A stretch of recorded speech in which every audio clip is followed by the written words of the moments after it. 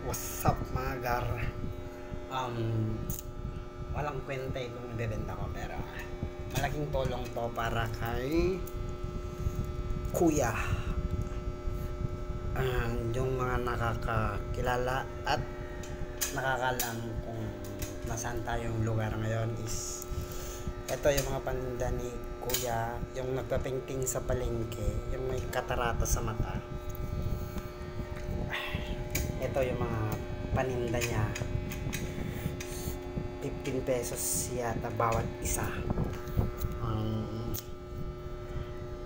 Wala lang to, pero malaking bagay na rin to at pa isa-isa lang mga gar. Tulungan naman natin si kuya. And yung paninda kong mga robot na pambata is doon din naka-display. Bali tatlo na lang nandun kasi yung dalawa is kinuha na ni JR.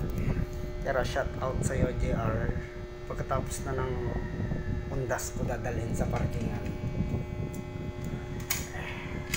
kasi I'm planning na magbebenta kami sana ng bulaklak bukas,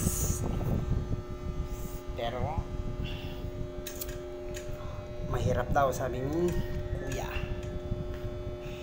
kasi hindi naman daw ako marunong mag-arrange ng flowers. So mga gar, i-vlog ko siya ulit pag magpe-painting na siya. Sana suportahan mo din yung mga painting niya mga gar, mga abstract.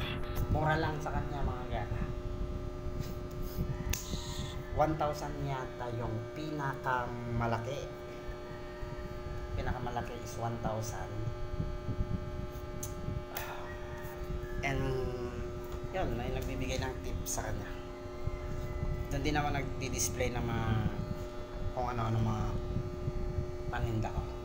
So support niyo naman siya para sa makakatulong naman tayo sa kanya. Again mga kar, ito lang, simple lang, parang ano lang